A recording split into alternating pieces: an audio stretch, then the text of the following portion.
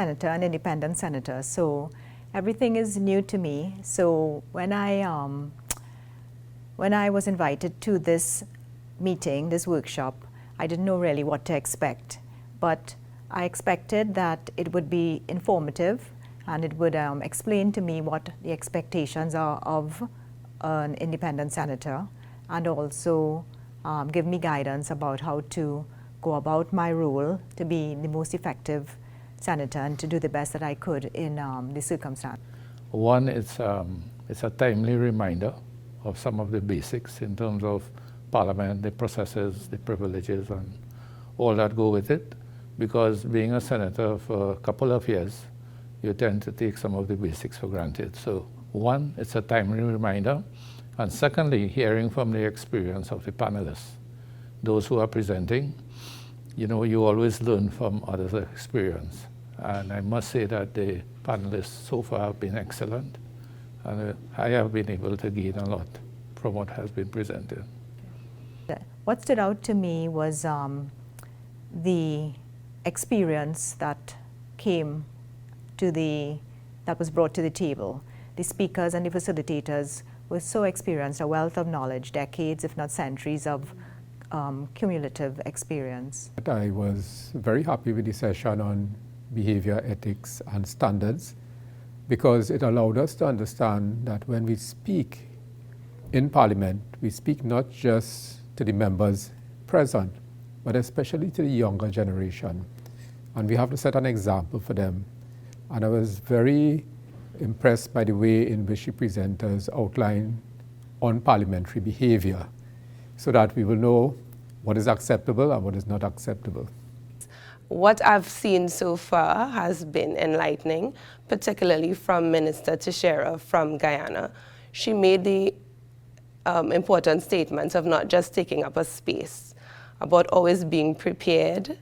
Also from Ms. Osborne, who spoke about not trying to be everything for everyone, but for being selective about what you know and what you can contribute.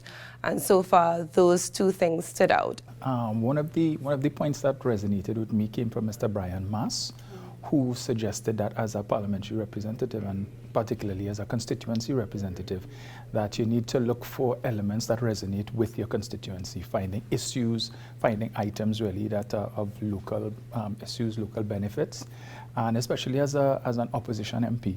Given the fact that resources are not as readily available perhaps as if you're in government, you have to come up with creative ways to be a little more innovative in terms of being able to deliver to your constituents, and so I found that point to be particularly helpful.